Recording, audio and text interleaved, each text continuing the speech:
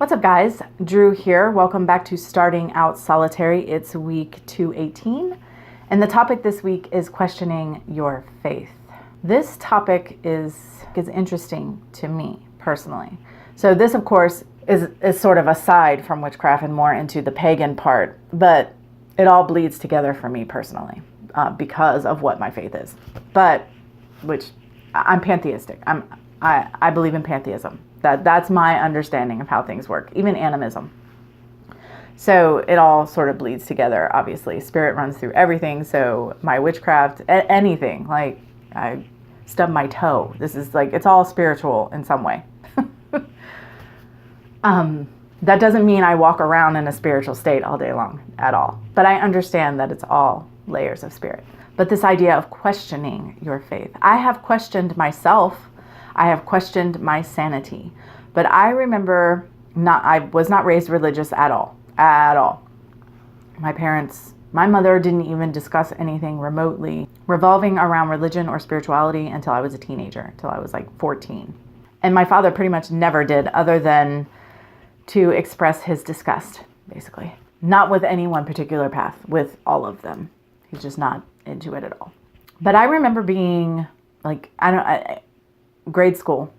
I can tell you that. I remember being in grade school, and I must have been between the ages of 6 and 9. I don't remember, but I do remember I knew that there was something. I didn't know what to call it.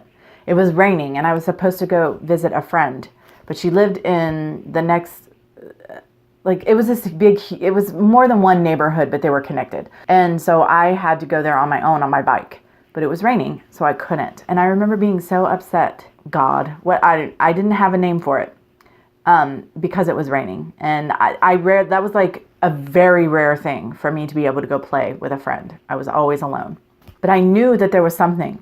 I don't remember a time in my life where I was able to even burp without saying excuse me, even if I was alone in a room, just because I did not feel alone. I've always known I'm surrounded and being watched over and whatever. It didn't matter. I don't know where that came from.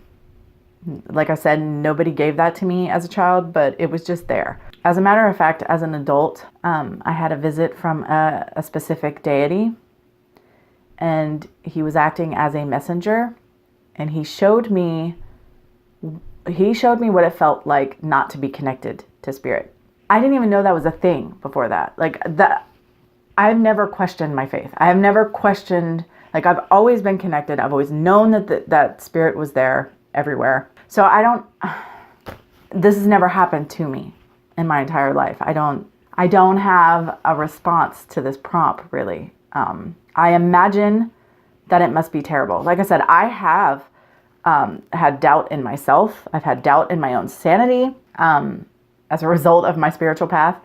So I can understand to an extent how horrible that must be. And I don't know how to, I couldn't advise somebody on what to do if they were having a crisis of faith in their path.